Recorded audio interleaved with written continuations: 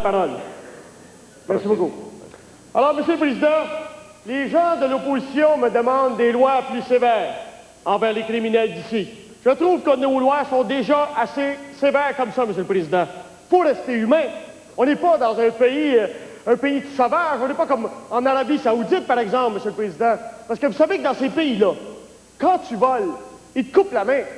Quand tu mens, ils te coupent la langue. Quand tu pisses sur un poteau de téléphone, ils te coupent la ligne. Le problème, Monsieur le Président, c'est pas que nos lois sont pas assez sévères. Le problème, c'est qu'avant qu'on arrive au pouvoir, ils n'étaient pas appliqués, ces lois-là. C'est ça le vrai problème. Exactement. Maintenant, ça va changer, Monsieur le Président. Dorénavant, il sera interdit aux moins de 18 ans de consommer de l'alcool. Et il sera aussi interdit de consommer des moins de 18 ans. Monsieur le Président, le policier est vu par la population comme étant un gros moustachu débile et violent. Bon, je leur concède. Mais le policier a d'autres qualités aussi, Monsieur le Président. Il est rusé aussi à l'occasion. La preuve, la semaine dernière, les policiers ont arrêté une femme qui tentait de passer aux douanes avec 10 000 kilos de cocaïne dans ses sacoches. Un de nos policiers, grâce à son flair, a remarqué que la dite sacoche était en fait un 18 roues avec une poignée dessus, Monsieur le Président. C'est pas du flair, ça? En terminant, Monsieur le Président, des statistiques disent que le taux de criminalité a augmenté avec l'immigration. Eh bien, j'ai un moyen de stopper ça, moi, Monsieur le Président. Non pas la criminalité, mais l'immigration. J'ai un moyen de les décourager.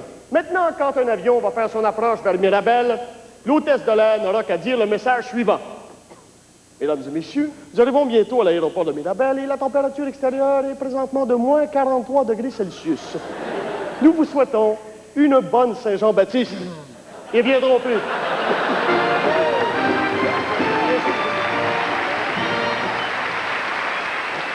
Mesdames, Messieurs, en tant qu'opposition des bœufs et des beignes, je peux vous dire une chose. La police est corrompue. Tout le monde le sait. Même les enfants. C'est rendu que dans nos cours d'école, ça joue pas à police-bandit, ça joue à police-police.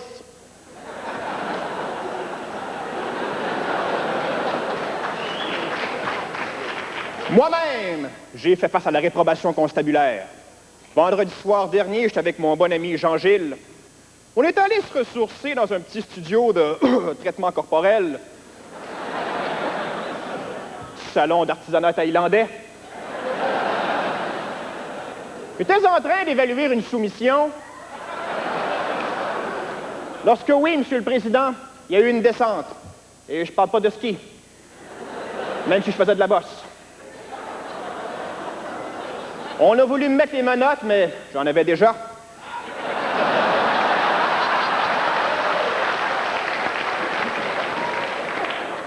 Natacha avait perdu les clés, fait qu'ils m'ont ramené attaché à la tête du lit. Jean-Gilles s'en est tiré, lui, mais moi, je me suis retrouvé au poste. Et c'est là, Monsieur le Président, que j'ai compris une chose. La justice a le bras long. Et au bout de ce bras-là, il y a un point qui fait fort. Pour commencer, on m'a déshabillé. En tout cas, ils m'ont enlevé ce qui me restait. Ensuite, on m'a humilié en me fouillant, en m'examinant sous toutes mes coutures. Après une demi-heure de fouille, je pensais que c'était fini. Mais non. Quand j'ai vu l'inspecteur enfiler son wetsuit,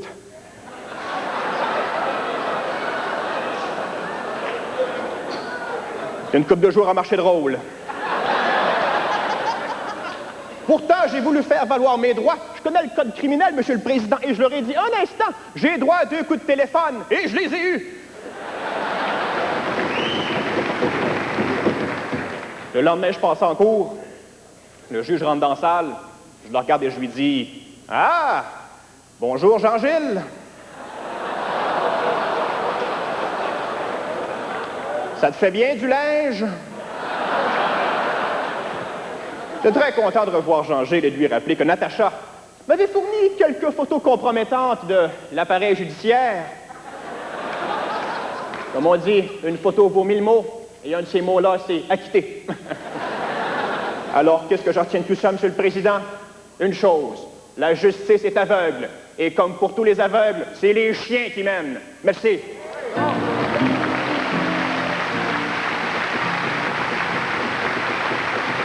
vous plaît, s'il vous plaît. Monsieur le Président. Oui. Monsieur le Président, hommes et femmes de la Chambre, en tant que ministre du Chômage et du Décrochage, permettez-moi de vous dire, Monsieur le Président, que je connais la déprime du chômeur personnellement. Moi, je sais ce que c'est que de travailler. J'ai pas toujours été en politique. J'ai prêché par l'exemple. J'ai eu ma propre compagnie. J'étais tout seul dans la compagnie. Je faisais tout dans la compagnie. J'étais président et concierge.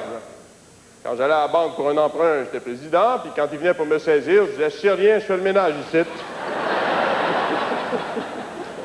Ça a été dur. Pendant la récession, j'étais même plus capable de me payer des timbres. Avez-vous vu le prix des timbres aujourd'hui? C'est à vous autres que je parle. Les timbres sont rendus tellement chers, on se demande si c'est pas eux autres qui devraient nous licher.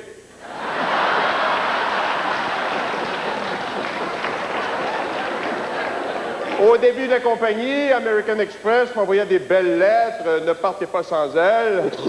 Ça n'a pas été long qu'ils m'ont suggéré de la laisser à la maison une fois de temps en temps.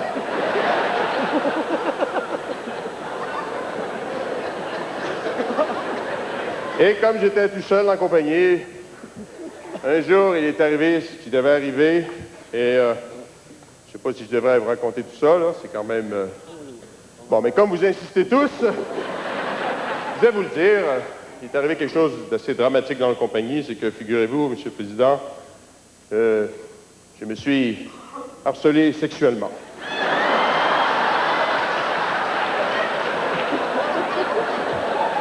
Ouais, en effet, un matin, je me suis retrouvé tout seul à côté de la machine à café. J'ai échappé mes documents et puis, en me penchant, je me suis vu dans le miroir et puis, j'ai pas pu me résister, je me suis poigné une fesse. Ah, j'ai aimé ça. Un peu plus, ça finissait en orgie, je sautais à la photocopieuse. Pas certain que ça a fait une bonne impression, mais en tout cas... Le pire, c'est que j'y ai pris goût. Je me suis mis à me faire des appels obscènes. Je savais que c'était moi, j'avais l'afficheur.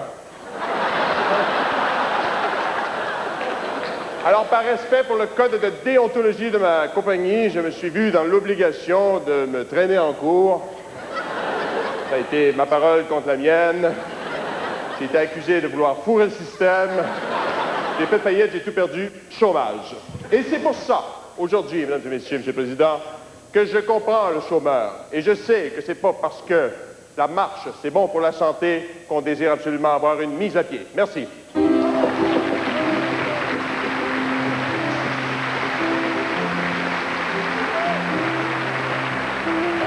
Question.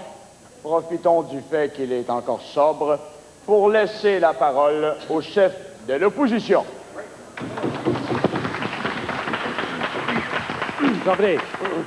Monsieur le Président, ma question aurait pu s'adresser à la ministre de la Floride, là, qui a dépensé 1200 $ pour du maquillage, pour des entrevues, radio.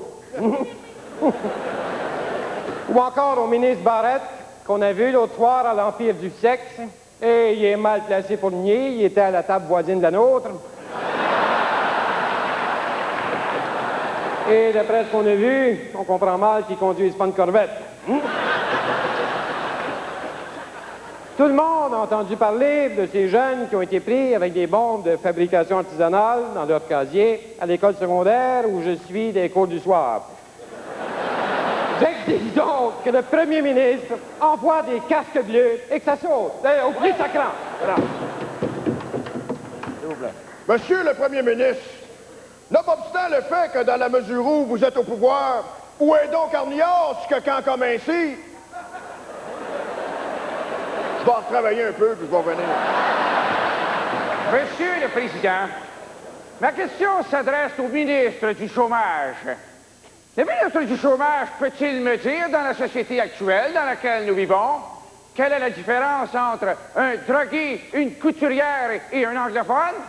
Ha ha! Eh bien, je peux vous le dire, moi.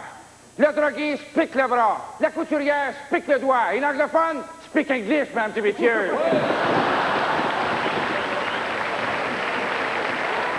S'il vous plaît, s'il vous plaît. Monsieur le Président, si ça ne fait rien, on va laisser M. Hood virer sur le capot. J'aimerais plutôt ici porter à l'attention de cette Chambre un problème crucial pour l'avenir du Québec à l'aube du 21e siècle. Je suis allé à la pêche dans mon comté il y a une couple de semaines. Et? Puis quoi? Ben, ça a-tu mordu? Ah, pas fort, on a pogné une truite, un brochet. Il t'en reste-tu? Ah non, ma femme les a fait cuire et sont partis de bowling. Ah. J'aimerais ça y aller avec vous autres la prochaine fois. Bon, pas de problème, je vais t'appeler, écoute bien. Quand est-ce que tu penses y aller? Ben, on aime ça y aller une couple de semaines avant l'ouverture de la saison de la pêche. Tu sais, cette fois, on n'est jamais personne, tu sais. Ah, petit guidou. OK. Ah, vous avez rien d'autre? Alors, j'avais une paire de fesses originales, mais là, Helmut est parti avec. Non, Monsieur le Président, laissons Oui, là alors. les fesses d'Elmoun. Et passons plutôt la parole au coupon électrique. Apprécie là, je veux dire. Ma question s'adresse en général à quelqu'un. Une personne qui a utilisé les toilettes au 3e étage et qui a fait un graffiti où c'était inscrit « Pour une bonne baisse, téléphonez au 845-315 ». Il manque un chiffre. C'est quoi le chiffre? C'est 3. Merci. Monsieur le Président, ma question s'adresse au ministre des Bœufs et des Beignes. Étant donné que sont déjà gratuits les condoms pour les prostituées et les seringues pour les drogués, est-ce que vous prévoyez aussi rendre gratuit l'alcool pour les juges?